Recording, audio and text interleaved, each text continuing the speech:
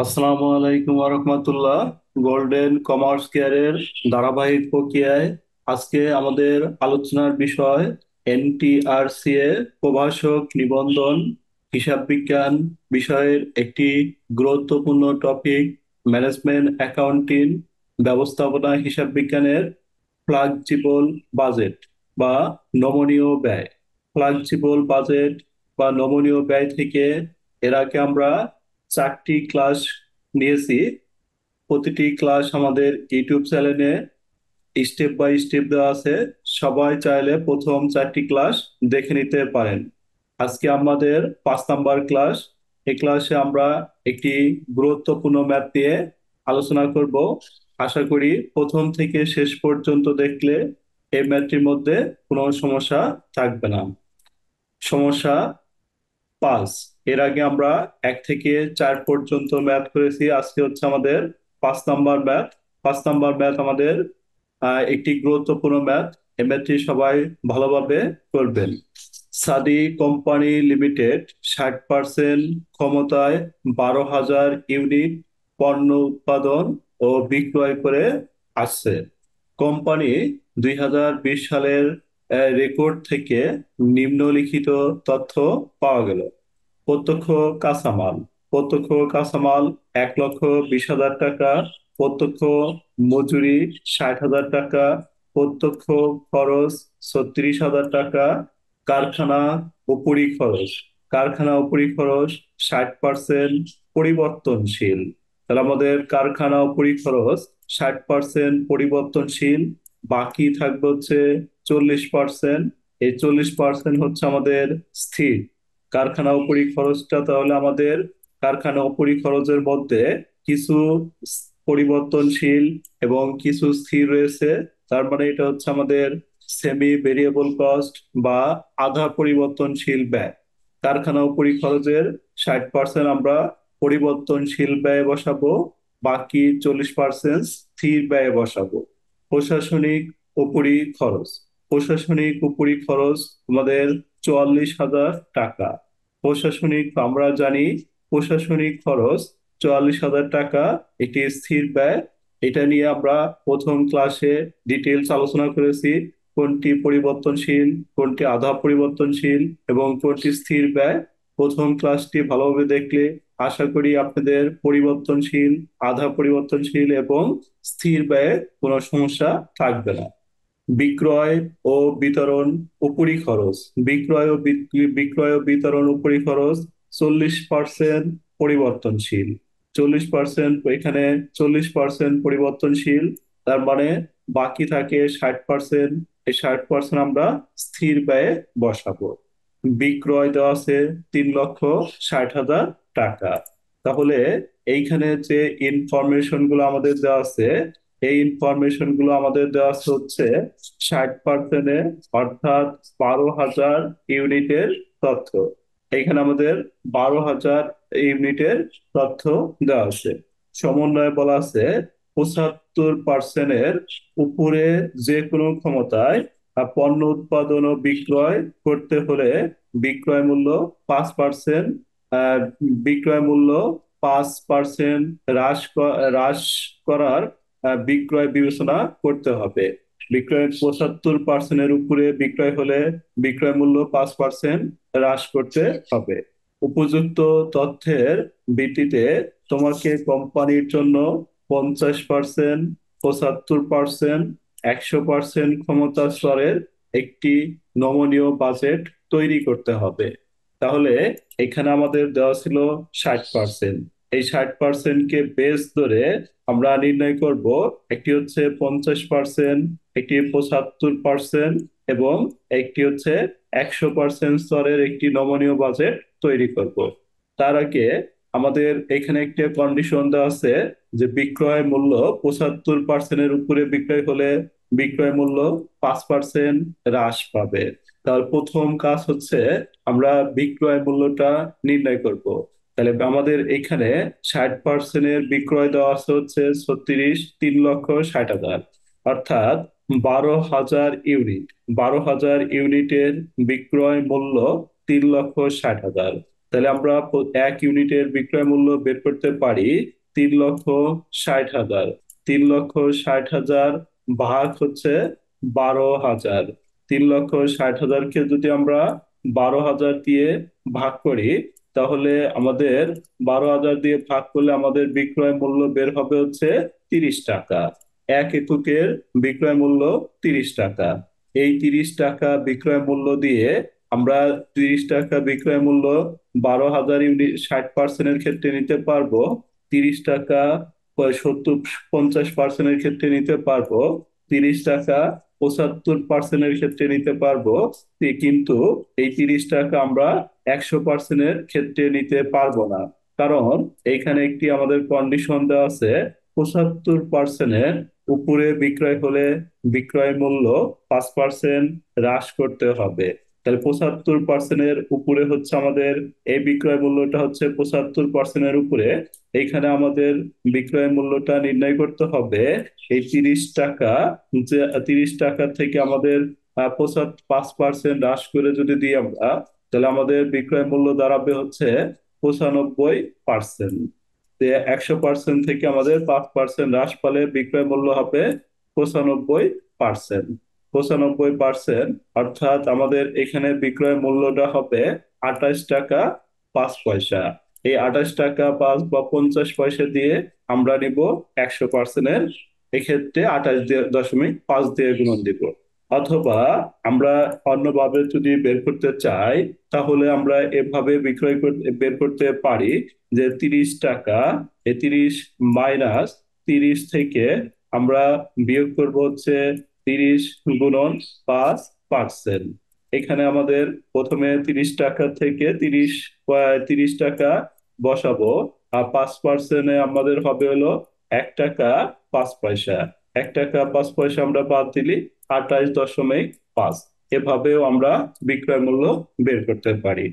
আর আমাদের আরেকটা কাজ করতে হবে, যে কাজটা আমরা অঙ্কের ভিতরে অটোমেটিক করতে পারবো। এখানে আমাদের 60% ক্ষমতায় 12,000 ইউনিট দেওয়া আছে, এবং 50% ইউনিট কত হবে, 75% ইউনিট কত হবে, 100% ইউনিট কত হবে, এটা আমরা নির্ণয় করব। তাহলে এই ক্ষেত্রে আমরা কিভাবে নির্ণয় করব? তাহলে আমাদের দেওয়া আছে 60%-এ 12,000। তাহলে আমরা এভাবে লিখতে পারি 60% equal to 12,000। 60% equal to 12,000। 1% equal to কত? 1% সমান সমান লিখতে পারি 12,000 বাই 60। তাহলে আমাদের দরকার হচ্ছে 50%। 50%-এর ভ্যালু কিভাবে বের হবে? তাহলে 50,000-এর ভ্যালু আমরা বের করতে পারি 12,000 ভাগ হচ্ছে 60 গুণন 50। 12,000 ভাগ 60 গুণন 50। এভাবে আমরা 50%-এর তথ্য বের করতে পারি। বাকি 75%-এর তথ্য যখন বের করব, তাহলে সরাসরি আমরা লিখতে পারি 12,000 ভাগ হচ্ছে 60। 12,000-কে 60 দিয়ে ভাগ করলে আমাদের 1%-এর মান বের হবে। তারপরে আমরা গুণন দিব, গুণন 75। এভাবে আমরা 75%-এরটা বের করব। তারপরে লিখবো 12,000। 12,000 ভাগ হচ্ছে 60। 12,000 ভাগ 60 গুণন হচ্ছে 100। গুণন 100%। এভাবে আমরা 100%-এর মান অঙ্কের ভিতরে বের করব। তাহলে আমরা শুধুমাত্র বিক্রয় মূল্যটা বের করেই সরাসরি অঙ্ক করব। তাহলে আমরা বিক্রয় মূল্যের জন্য একটি গণনা কার্য করব। গণনা কার্য প্রতি এককের বিক্রয় মূল্য। তাহলে প্রতি এককের বিক্রয় মূল্য, একক প্রতি বিক্রয় মূল্য ইকুয়াল টু উপরে বিক্রয়, নিচে হচ্ছে 60,000 একক। আমাদের বিক্রয় দেওয়া আছে 3,60,000 টাকা। তাহলে আমরা বসাবো 3,60,000। আর হচ্ছে আমাদের একক হচ্ছে বেস ইউনিটটা আসলো 60,000। সরি, বেস ইউনিটটা আছে হচ্ছে আমাদের 12,000। তাহলে আমরা লিখবো হচ্ছে কিভাবে, আমরা লিখবো হচ্ছে এখানে 60,000 ভাগ হচ্ছে 3,60,000 ভাগ হচ্ছে 12,000। তাহলে 12,000 দিয়ে ভাগ করলে আমাদের রেটটা বের হবে 30 টাকা। এই 30 টাকা হলো 75% পর্যন্ত আমাদের বিক্রয় মূল্য থাকবে হচ্ছে 30 টাকা। 75%-এর উপরে বিক্রয় হলে বলা আছে 75%-এর উপরে বিক্রয় হলে বিক্রয় মূল্য 5% হ্রাস পাবে। তাহলে আমাদের বেস পার্সেন্টেজ হচ্ছে 100%। 100% থেকে আমরা 5% হ্রাস মানে 5% বাদ দিব। তাহলে আমাদের থাকবে হচ্ছে 95%। 30 টাকার 95% নিব 28.5 টাকা। তাহলে আমরা এই ওয়ার্কিংটা করে নিয়ে তারপর আমরা ম্যাথটা সলভ করব। তাহলে আমাদের ইউনিট দেওয়া ছিল, যে আমাদের ইউনিট ছিল প্রথমে লিখবো কোম্পানির নাম। কোম্পানি সাদি কোম্পানি, নমনীয় বাজেট 2020 সালের সমাপ্ত বছরের জন্য। তাহলে আমরা লিখবো এভাবে, ব্যয়ের ধারণা ও একক প্রতি ব্যয় 60%। 60%-এ আমাদের 12,000 ইউনিট দেওয়া আছে। তাহলে 60%-এর জন্য একটা ইউনিট করব আমরা। তারপর আমাদের দেওয়া আছে 50%। 50%-এর জন্য একটা করব, 75%-এর জন্য একটা করব, এবং 100%-এর জন্য একটা করব। তাহলে 60%-এ 12,000 দেওয়া আছে। আমরা এখানে ক্যালকুলেটরে ক্যালকুলেশন করে জাস্ট এই মানগুলো বসে দিব। যে 60%-এ 12,000, তাহলে এই 12,000 ভাগ হচ্ছে 60, তাহলে 1%-এর মান বের হবে। তারপরে গুণন হচ্ছে 50, 12,000 ভাগ 60 গুণন 50, তাহলে আমাদের আসবে 10,000। তাহলে আমরা এখানে 10,000 বসাবো। এরপরে আমরা আবার ক্যালকুলেটরে করব 12,000 ভাগ 60, তাহলে 1% আসবে, গুণন হচ্ছে 75। 75 দিয়ে গুণন করলে আমাদের আসবে হচ্ছে 15,000। এরপর আমরা আবার করব 12,000 ভাগ হচ্ছে 60, 12,000 ভাগ 60 গুণন 100%। এভাবে আমরা করব, তাহলে এটা আসবে হচ্ছে আমাদের 20,000। তাহলে আমরা এভাবে লিখে নিব সবগুলোই। লিখে নেওয়ার পর আমাদের এইখানে লিখবো আমরা ক নাম্বার, পরিবর্তনশীল ব্যয়। পরিবর্তনশীল ব্যয়ের মধ্যে প্রথম হলো প্রত্যক্ষ কাঁচামাল। তাহলে প্রত্যক্ষ কাঁচামাল আমাদের আছে হচ্ছে 1,20,000 টাকা। এই প্রত্যক্ষ কাঁচামাল 1,20,000 টাকা। এই 1,20,000 টাকা হচ্ছে আমাদের 12,000 ইউনিটের মূল্য। তাহলে আমরা বের করব 1 ইউনিটের দাম। তাহলে 12,000 ইউনিটের দাম হচ্ছে 1,20,000 টাকা। তাহলে আমরা কি করতে পারি, 1,20,000 ভাগ হচ্ছে 12,000। 1,20,000-কে 12,000 দিয়ে ভাগ করলে আমরা 1 ইউনিটের ব্যয়টা নির্ণয় করতে পারবো। তাহলে আমাদের 1 ইউনিটের ব্যয় হচ্ছে 10 টাকা। তাহলে আমরা এভাবে এই প্রত্যক্ষ কাঁচামাল 1,20,000 ভাগ হচ্ছে 12,000, প্রতি ইউনিটের ব্যয় নির্ণয় করব। তাহলে আমরা প্রতি ইউনিটের ব্যয়টা বের করলাম। এভাবে ভাগ করে প্রতি ইউনিটের ব্যয়টা দেখে দিব। 1 ইউনিটের ব্যয় হচ্ছে আমাদের 10 টাকা। এই 10 টাকা দিয়ে পর আমরা 12,000-কে গুণন দিব। এটা তো আমাদের দেওয়াই আছে 1,20,000। এই 10 টাকা দিয়ে এবার আমরা 10,000-এ গুণন দিব। 10 টাকাকে 10,000 দিয়ে গুণন দিলে আমাদের হবে হচ্ছে 10 গুণন 10,000। 10 টাকাকে 10,000 দিয়ে গুণন দিলে আমাদের হবে 1,00,000 টাকা। এই 10 দিয়ে আমরা কি করব, 10 দিয়ে 15,000-এর গুণন দিব, 10 দিয়ে 20,000-এর গুণন দিব। 10 গুণন হচ্ছে 15,000, 10 গুণন 15,000, তাহলে 1,50,000। 10 গুণন 20,000, তাহলে আমরা লিখবো 10 গুণন 20,000 সমান সমান হচ্ছে 2,00,000 টাকা। এভাবে আমরা কাঁচামালটা নির্ণয় করব। এরপরে আমাদের রয়েছে কাস্টমারের পর প্রত্যক্ষ মজুরি। তাহলে প্রত্যক্ষ মজুরি আমাদের রয়েছে, প্রত্যক্ষ মজুরি 60,000 টাকা। তাহলে 60,000 টাকা হচ্ছে আমাদের 12,000 ইউনিটের ভ্যালু 60,000। তাহলে আমরা কিভাবে বের করব, এই 60,000 ভাগ হচ্ছে 12,000। তাহলে 1 ইউনিটের দাম বের হবে 60,000 ভাগ 12,000, 1 ইউনিটের দাম বের হবে 5 টাকা। তাহলে আমরা প্রতি ইউনিটের দাম নির্ণয় করলাম, যে 60,000 ভাগ 12,000, প্রত্যেক ইউনিটের দাম 5 টাকা বের হলো। এবার এই 5 দিয়ে 12,000-এর গুণন, 5 দিয়ে 10,000-এর গুণন, 5 দিয়ে 15,000-এর গুণন, 5 দিয়ে 20,000-এর গুণন। 5 দিয়ে আমরা প্রথমে 12,000-এর গুণন দিলে 60,000, 5 দিয়ে 10,000-এর গুণন দিলে আমাদের আসবে হচ্ছে 50,000। 5 গুণন 15,000, 5 গুণন 15,000 আমাদের হবে হচ্ছে 75,000। 5 গুণন 20,000, 5 গুণন 20,000, তাহলে আমাদের হবে 1,00,000 টাকা। তাহলে আমরা লিখলাম প্রত্যক্ষ মজুরি। এরপরে আমরা যেটা করব, প্রত্যক্ষ খরচ। তাহলে প্রত্যক্ষ খরচ হচ্ছে আমাদের 36,000 টাকা। তাহলে আমাদের 12,000 ইউনিটের ভ্যালু হচ্ছে 36,000। তাহলে আমরা করব 36,000 ভাগ 12। 1 ইউনিটের ভ্যালু হচ্ছে আমাদের 3 টাকা। এই 3 টাকা দিয়ে 12,000-কে গুণন দিব, 3 টাকা দিয়ে 10,000-কে গুণন দিব, 3 টাকা দিয়ে 15,000-কে গুণন দিব, 3 টাকা দিয়ে 20,000-কে গুণন দিব। তাহলে 3 গুণন 12,000 36,000, 3 গুণন 10,000, তাহলে আমাদের আসবে হচ্ছে 30,000। 3 গুণন 15,000, 3 গুণন 15,000, এটি হবে আমাদের 45,000। 3 গুণন 20,000, এটি হচ্ছে আমাদের 60,000 টাকা। এভাবে আমরা পরিবর্তনশীল ব্যয়গুলোকে গুণন করব। এরপর আমাদের যেটা রয়েছে, পরে আমাদের রয়েছে কারখানা উপরি খরচ। তাহলে কারখানা উপরি খরচ 20,000 টাকা রয়েছে। এখানে আমাদের বলা আছে কারখানা উপরি খরচ 60% পরিবর্তনশীল। তাহলে আমরা আগে বের করব পরিবর্তনশীল ব্যয় কত। তাহলে পরিবর্তনশীল ব্যয় হচ্ছে আমাদের এই 20,000 টাকার 60% পরিবর্তনশীল। তাহলে আমরা প্রথমে 60% ধরবো। 20,000 গুণন 60%। তাহলে 20,000 গুণন 60%, তাহলে পরিবর্তনশীল ব্যয় আমাদের বের হবে 12,000 টাকা। এই 12,000 টাকা হচ্ছে আমাদের 12,000 ইউনিটের ব্যয়। তাহলে আমাদের দরকার পরিবর্তনশীল ব্যয়ের ক্ষেত্রে প্রতি ইউনিটের ব্যয় দরকার।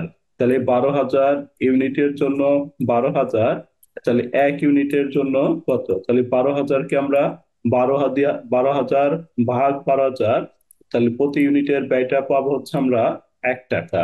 তাহলে এইভাবে আমরা অঙ্কের ভিতরে দেখা দিব যে কারখানা উপরি ব্যয় 20,000 ইন্টু 60%, তাহলে আমাদের 12,000 হবে। তারপর বেস ইউনিট হচ্ছে 12,000, তাহলে 12,000 দিয়ে ভাগ করলে প্রতি ইউনিটের দাম বের হবে 1 টাকা। এই 1 দিয়ে 12,000-এ গুণন দিব, 1 দিয়ে 10,000-এ গুণন দিব, 1 দিয়ে 15,000-এ গুণন দিব, 1 দিয়ে 20,000-কে গুণন দিব। তাহলে আমাদের 1 দিয়ে 10,000 12,000-এ গুণন দিব 12,000, 1 দিয়ে 10,000-এ গুণন দিব, তাহলে আমাদের আসবে হচ্ছে 10,000। 1 দিয়ে 15,000-এ গুণন দিব, তাহলে আমাদের বের হবে 15,000। 1 দিয়ে 20,000-কে গুণন দিব, বের হবে 20,000 টাকা। সেম একইভাবে আমরা আরেকটি বের করব। এটি হচ্ছে আমাদের বিক্রয় ও বিক্রয় বিতরণ উপরি খরচ। বিক্রয় বিতরণ উপরি খরচ আমাদের এখানে বলা আছে 40% পরিবর্তনশীল। তাহলে আমরা লিখবো এই 30,000-এর 40%। তাহলে 30,000-এর 40% ধরবো আমরা। 30,000-এর 40% ধরলে আমাদের আসবে 12,000। 30,000 40% 12,000। তারপরে 12,000 দিয়ে ভাগ করে 1 ইউনিটের ব্যয় বের করব। প্রতি ইউনিটের ব্যয় বের হলো আমাদের 1 টাকা। এবার এই 1 দিয়ে আমরা সবগুলাকে গুণন করব। 1 দিয়ে 10,000-কে গুণন দিব, 1 দিয়ে 12,000-এর গুণন দিব, 1 দিয়ে 15,000-এর গুণন দিব, 1 দিয়ে 20,000-কে গুণন দিব। তাহলে গুণন করে এবার আমাদের প্রত্যক্ষ খরচগুলো শেষ। তাহলে প্রত্যক্ষ খরচের মধ্যে আর কোনো খরচ আমাদের এখানে নেই। তাহলে প্রত্যক্ষ খরচ আমাদের এখানে আরো 2টা খরচ রয়েছে। একটা খরচ রয়েছে, একটি হলো প্রশাসনিক উপরি খরচ। প্রশাসনিক উপরি খরচ এটা হচ্ছে আমাদের স্থির ব্যয়। তার মানে আমাদের প্রত্যক্ষ খরচগুলো শেষ। প্রত্যক্ষ খরচগুলো শেষ করার পর আমরা এগুলো যোগ করব। তাহলে এখানে হচ্ছে আমাদের টোটাল বা মোট পরিবর্তনশীল ব্যয়। মোট পরিবর্তনশীল ব্যয় 2,40,000, এটা যোগ করলে 2 লাখ, এটা যোগ করলে 3 লাখ, এই 20,000-এর যোগ করলে 4 লাখ। এভাবে আমরা মোট পরিবর্তনশীল ব্যয়টা বের করব। যেহেতু আমাদের আধা পরিবর্তনশীল ব্যয় পৃথক করা যাবে কত পরিবর্তনশীল এবং কত স্থির, এজন্য আধা পরিবর্তনশীল ব্যয়ের জন্য আলাদা আলাদা কোনো ভর দিতে হবে না। তাহলে আমরা লিখবো সরাসরি স্থায়ী ব্যয়। তাহলে স্থায়ী ব্যয়ের মধ্যে আমরা এখানে কারখানা পরিব্যয়ের ভিতরে 60% ছিল আমাদের পরিবর্তনশীল, বাকি থাকে 40%। এই 40% আমরা কারখানা পরিব্যয় স্থায়ী ব্যয়ের মধ্যে নিয়ে আসবো। কারখানা পরিব্যয় 20,000 গুণন হচ্ছে আমাদের 40%। তাহলে 20,000 গুণন 40%, 8,000। তাহলে 12,000 এককের ভ্যালু বের হলো 8,000। আমরা জানি স্থির ব্যয় সকল লেভেলে সমান থাকবে। তাহলে 10,000-এর জন্য 12,000, আবার 15,000-এর জন্য 8,000, আর তারপরে 20,000-এর জন্য 8,000। অর্থাৎ সকল লেভেলের জন্য আমাদের স্থির ব্যয় থাকবে সমান। তাহলে স্থির ব্যয় আমরা প্রত্যেক ক্ষেত্রেই লিখবো হচ্ছে 8,000, 8,000, 8,000। এখানে আমাদের স্থির ব্যয় প্রত্যেক লেভেলে স্থির থাকবে। এরপর আমাদের বিক্রয় বা বিতরণ ও পরিখরচ। বিক্রয় ও বিক্রয় পরিখরচ পরিবর্তনশীল ব্যয়ের মধ্যে আমরা বসেছি 40%। আমাদের শর্তে বলা ছিল পরিবর্তনশীল ব্যয়ের 40%, তাহলে বাকি থাকে আমাদের 60%। এই 60% আমাদের স্থির ব্যয়ে আসবে। 30,000, 60%, তাহলে হবে 18,000। তাহলে আমরা জানি স্থির ব্যয় সকল লেভেলে সমান। তাহলে আমাদের স্থির ব্যয় বিক্রয় বিতরণ খরচ সব ঘরেই আমরা বসে দিব 18,000, 18,000, 18,000। প্রশাসনিক উপরি খরচ। প্রশাসনিক উপরি খরচ আমাদের দেওয়া আছে 44,000 টাকা। আমরা জানি স্থির ব্যয় সকল লেভেলে সমান। তাহলে সব ঘরে আমরা লিখবো 44,000, 44,000, 44,000। তাহলে আমাদের ব্যয়গুলো লেখা শেষ। এবার আমরা স্থির ব্যয়টা যোগ করব।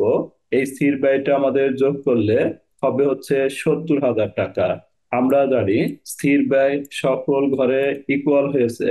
তাহলে আমাদের সমান হবে, তাহলে প্রত্যেক ঘরে আমরা লিখবো 70,000, 70,000, 70,000 টাকা। এরপরে আমরা আমাদের এখানে দুইটা ব্যয় হলো, একটি হচ্ছে পরিবর্তনশীল ব্যয়, একটি হলো স্থির ব্যয়। এই দুইটি ব্যয় যোগ করব। যোগ করে আমরা লিখবো মোট ব্যয়। তাহলে মোট ব্যয় লিখলাম। মোট ব্যয় লেখার পরে বিক্রয়টা বসাবো আমরা। তাহলে আমাদের বিক্রয়ের একটা কন্ডিশন ছিল যে বিক্রয় আমাদের দেওয়া ছিল হচ্ছে 3,60,000 টাকা। তাহলে 3,60,000 টাকা বিক্রয়। আমাদের 12,000 ইউনিটের বিক্রয় মূল্য 3,60,000। তাহলে প্রতি ইউনিটের বিক্রয় মূল্য হচ্ছে 30 টাকা। এক ইউনিটের বিক্রয় মূল্য 30 টাকা। এই 30 দিয়ে আমরা ক্যালকুলেশন করতে পারবো, 30 দিয়ে 60% কে করতে পারবো, 30 দিয়ে 50% কে করতে পারবো, 30 দিয়ে 75% করতে পারবো, কিন্তু 30 দিয়ে আমরা 100%-এরটা গুণন দিতে পারবো না। কারণ আমাদের কোশ্চেনে বলা ছিল বিক্রয় মূল্য 75%-এর উপরে বিক্রয় হলে বিক্রয় মূল্য 5% হ্রাস পাবে। তাহলে বিক্রয় মূল্য 5% হ্রাস পাবে। এটা আমরা গুণন আকারে একে বের করছিলাম যে 30 গুণন হচ্ছে কত পার্সেন্ট, 30 গুণন হচ্ছে 95%। তাহলে 30-এর 95%। তাহলে আমরা কি করব, এই 30 দিয়ে 12,000-কে গুণন করব, তাহলে 3,60,000। 30 দিয়ে 10,000-এ গুণন দিব, 3,00,000। 30 দিয়ে 15,000-এ গুণন দিব, 4,50,000। আর এই 28.5, 28.5 দিয়ে আমরা শুধু 20,000-কে গুণন দিব, তাহলে এখানে 5,70,000 টাকা আমরা পেলাম বিক্রয়। এবার আমাদের মুনাফা বের করতে হবে।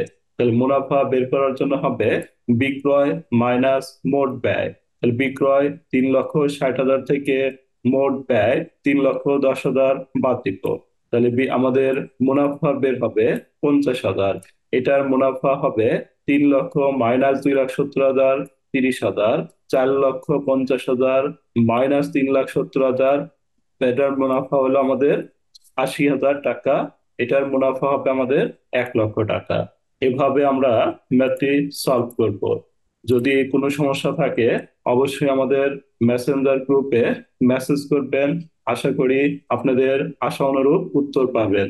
আমাদের মেসেঞ্জার গ্রুপে জয়েন হতে, এই হোয়াটসঅ্যাপ মেসেঞ্জার গ্রুপ এবং হোয়াটসঅ্যাপ গ্রুপ এবং ফেসবুক গ্রুপে জয়েন হতে আমাদের হোয়াটসঅ্যাপ নাম্বারে যোগাযোগ করুন। হোয়াটসঅ্যাপ নাম্বারে যোগাযোগ করলে আমাদের সব গ্রুপে জয়েন করে দেওয়া হবে ইনশাল্লাহ।